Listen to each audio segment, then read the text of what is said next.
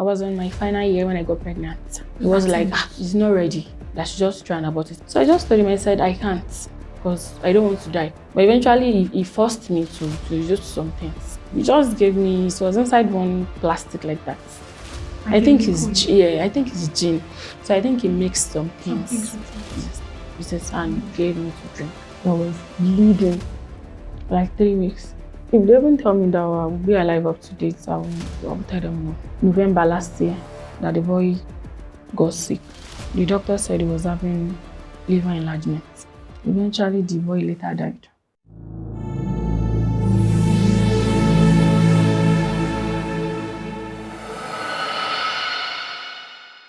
Hi viewers, welcome back to the SafeHub, that safe space where you can speak, where you can be heard, and of course where you can heal through the support of our expert therapist. On today's episode, we have a dear friend. She's going to be taking us through her story of betrayal and how she, lost a loved one and how she's been coping with life since then. So sit back, relax, and don't go anywhere.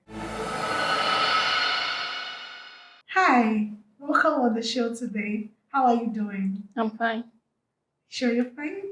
Yeah, I'm fine, thank you. All right, thank you. Thank you for coming on the show. Okay. So, to begin with, we just want a little backstory. How was childhood like for you? What was growing up like for you?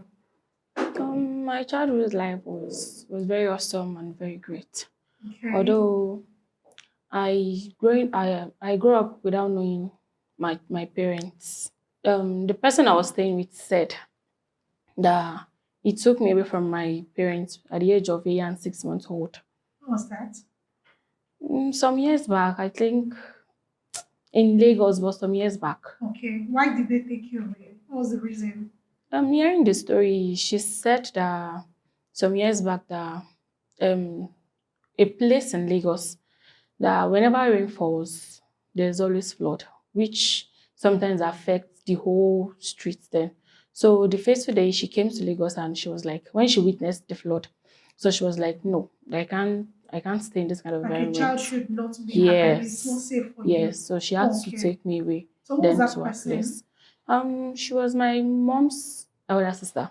Okay, your aunt. Yes. Okay, so that was the person you lived with. Yes, I grew while up growing up. knowing as my mom. At what point did you find out that she was not or she is not your mom? Let me say SS2, SS1, SS2. What was the event? What happened? It was a long holiday then in SS2, I think the third term. So she was like, I should pack my things. I want to go and spend holiday with my parents. I was like, my parents. So she was like, yes, that don't I know that the person that comes there to come and check up on me is my biological mom. So I was like, no, that I don't believe. She said that I should just go, then she will tell me some things I have to know by myself. So I was like, okay. Well, what's the relationship with her now? You're very good with her and your aunt. I can't really say my mom. I'm close with my mom, but not as close as you have with your aunt. So you're closer. So when I was in school, I was in my final year when I got pregnant. So along the line when I got pregnant, I didn't have that courage in going home and telling her. I mean my aunt. Okay. Yes, that I got pregnant. So I ran to Lagos to one of my cousin's place in Lagos.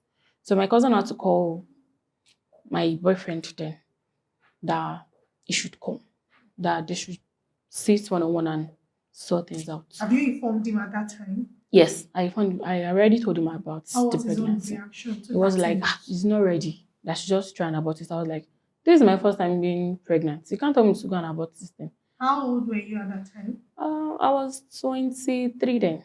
Okay. 23 then. Okay. So I just told him, I said, I can't. Because I don't want to die. Because my thinking was, whenever you abort, you die. Because in my school hostel, there was a lady that aborted that died during the pregnant. During the process. Yes. So I was scared. So it was like, I should try this, I should try that. I was like, I can't. But eventually he forced me to use some things. Which I did? Yes, I did. So but the pregnancy didn't come down. Did anything happen to you? Nothing happened to me except when I was in 4 months. Okay. 4 months, yeah. 4 months. Yes, 4 months. 4 months. You felt the effect of that thing that you used. Yes. Was it a Yes. drug? I can't really say a drug. It just gave me. It was inside one plastic like that. Like I a think liquid? yeah. I think it's gin. So I think he mixed some Some things things. with it. Yes. With it and gave me to drink. Yes. Okay, so back to your cousin calling him to come. So what So ended my up cousin happening? called him to come with her husband. So when he got there, I think the reaction speaks louder than his voice. So when he left, my sister was like, "You can't get married to this kind of person. If it's only child, let it be the child. Because this person I'm saying is just gentle in face. Is the devil." I was like, "Why did you say this?" My sister said, "Don't worry, you will know by yourself." I just said, "Okay." So along the line, it was his reaction that made my cousin called my auntie that your daughter is pregnant. She was like, "Who?" When she mentioned my name, she said, "No." She called and called and called and called. I didn't pick up the call. She just texted me. She said, I shouldn't come back. I shouldn't bother coming back home. That she's so disappointed in me. That after everything she has done for me, that if I don't know, that people are telling her behind my back that I won't bring something successful out of everything she's doing for me. Along the line, she called my mom. My mom just called me, not even knowing that my mom has heard about the news. When she called me, she was like, I'm a disgrace, that I disgrace her sister, stuff like that, that she doesn't want to see me, I should not come close to her. At this point, his parents were not involved. They don't know No, anything not about at it. all, not at all. Okay. Well, but I remember that I called his brother and I informed the brother about it. So the brother said he's going to confirm if he's the owner of the pregnancy or not. So for like months, I didn't hear anything from his brother nor the family. So what then happened? So when my auntie sent me out, I moved back to Ogun State. At what point did they eventually decide to accept you or the child? Or you never did? He did. At what That point? was I was 7 months gone.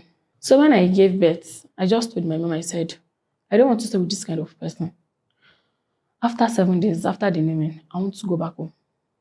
Is either I move to your place or I should go back to your aunt's place. My mom was like, that do I want to give her to do I want to have two husbands? I'll have the Bible state. So what happened exactly and why did you eventually decide to leave? So his mom told him that she wants me to leave for some period of time. That I'm not good for her son. So what was his own take? What did he say when his mother said that? I even forgot to mention he's a mommy's boy. Okay. So anything his mom says It's is fine by fine. him, yes. It was even the one that even helped me carry my luggage to the car park on his head that fateful day. So when I got to Lagos, none of them even bother calling me, doing anything for like for the 3 months left in the year, they didn't call me. You left with your child. Yes, they wanted to collect the child from me, but I backed the child. That fateful day 7, I didn't even took my bath. I was putting on just one short top and one short trouser and one top because they were trying to collect the child from me. I just had to back my baby. I was like, even if I'm leaving, I have to live with this child. So how long has this been now and how is the boy? Eventually, I lost the boy last year. Sorry about that. What happened? So it was around late November last year that the boy got sick. When I took him to the lab, because I noticed his stomach was so big because he's still with my mom. So when I took him to the lab for tests, the doctor said he was having liver enlargement. Liver enlargement. Yes. The liver has expanded to 12 centimeter because he could not eat, he could not sleep. We had to take him to Lasut.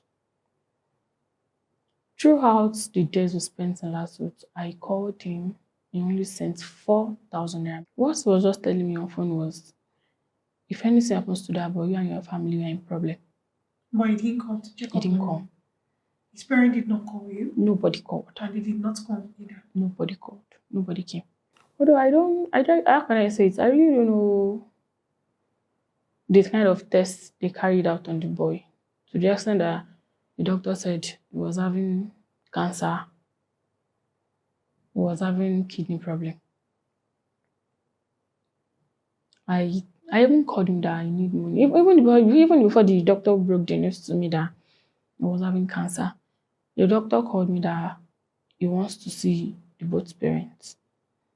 I called him. I even gave his number to the doctor to call him. He said he's not coming. That what if he's not in Nigeria? That won't I take care of the boy? He called, threatened me on the phone. This boy must not die. If he dies, I'm in trouble. I'm in this, I'm in that. Eventually, the boy later died. Sorry about that. So So when the boy died, what happened? when the boy died, my family called him that the boy died and we should make arrangements for him. On getting to his family house, You traveled to his family house my dad and one of my cousin traveled to the family house. to inform them. So when they got there, the first thing they told my dad was they can't collect the child from me. Or they went with the child's body No. The child was still in the in the mortuary. hospital. Yes. They went. So they said they can't collect the child from me. That I didn't bring the child for them alive. So why would they not collect a dead child from me? My dad was like, okay, what should we do? Where are we going to bury this child? They told my dad that I should go and bury myself, that they have nothing to do with the child.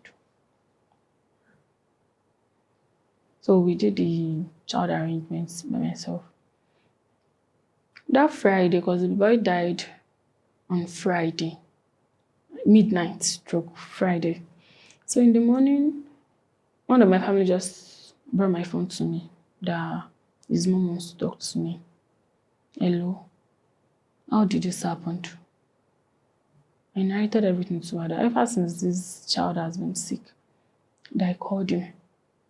He But did didn't you come. try to call his parents too when you were calling him and he was unresponsive? Did you try to reach out to his parents? Yes. They didn't pick my call, maybe because they don't know. What was happening before the boy died? Yes. So when you told him that the child was sick, he was not forthcoming. You called the parents. I called. They didn't answer your call. No. I didn't even call the parent myself because I'll be like, they don't want to pick my call. Hmm. My mom's young sister called. They didn't take the call. They didn't pick the call. But after the child died, the mother His called. mom, yes, his mom called with her own number and asked me what happened. I just told her, this is what happened. She said, who did you tell? I said, I told him, of course. And we also called you. That morning, she was asking you, who did you tell? Yes. That since I've killed him now, so what else do I want? My family just said I shouldn't say anything and they collected the phone from me. Sorry about that. I'm sorry you had to go through all of that. Thank you. Thank you. How's life been since then?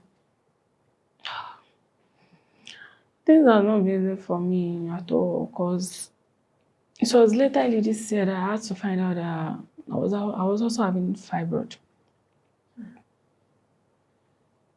It was later this year that if they even tell me that I will be alive up to date, I will tell them no. Because I went through hell and I could not tell my mom. Because I know even if I tell her, I don't know what will happen. I had to stop my work for some time. That was at home. I could not go anywhere. That was bleeding for like 3 weeks. And I could not tell anyone. Because even if I tell anyone, there's no one to run to. Because basically I'm the first child and I don't have anybody to run to for help. So how is your health now? It's still there. I'm just trying to use some pills to get the strength. Life has not been fair to me, but all thanks to God. Despite me still paying his hospital debt because we borrowed money for him, but eventually we lost him, and I'm still also paying for the debts that occurred when I was working. Then there's this woman I worked for.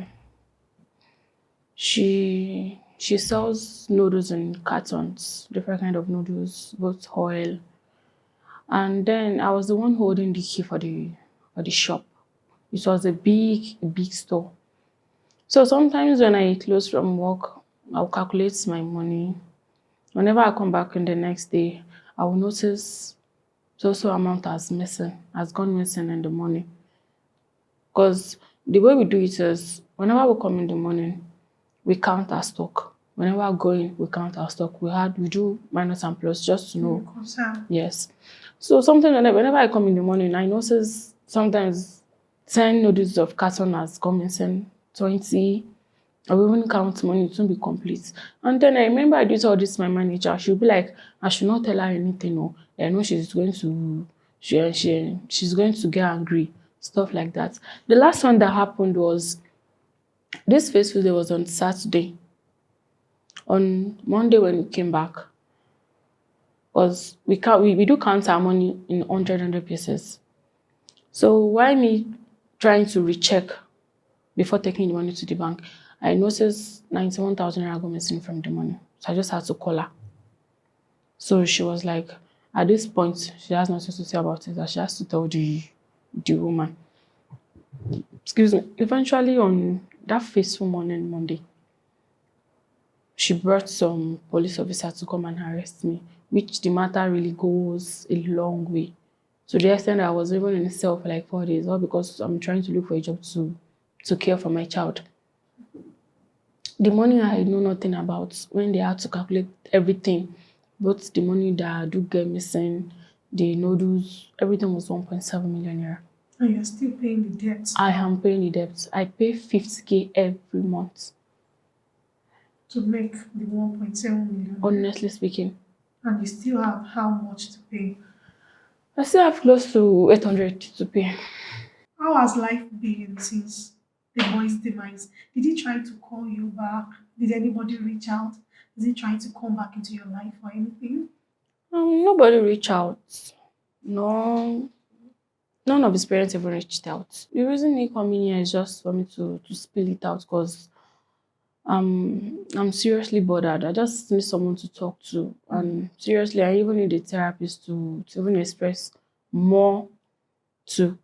Because there's some certain things that I can't even spill out here on the show. Which maybe when I get a therapist one-on-one, I'll be able to talk to the therapist. All right, thank you. So rest assured that you will definitely be speaking with our expert therapist. That is one of the aim of the show, to reach out to as many people as possible who have had traumatic experiences or who are currently experiencing any form of trauma. You get to, tell your stories, and you also get to speak with our expert therapist. They walk your recovery journey with you. And that's the sole aim of the program. Once again, I want to say a very big thank you for trusting us and coming on the show to tell your story. If you would also like to tell your story on the show, you can follow us on any of our social media platform at the Safe Hub on Facebook, Instagram, TikTok. You can enter our DM, send us a DM. We'll be right there to answer you. If you would like to send us a message on WhatsApp, there's a phone number that is being displayed on your screen right now. So you can send us a message via that phone number. So once again, we say a very big thank you for joining us on today's episode. Stay tuned. Do not forget to like, comment, share. What are your opinions? What do you think this person could have done better? What recommendations do you have who are currently experiencing this? So we're going to see you another time. Thank you for joining us today. Bye.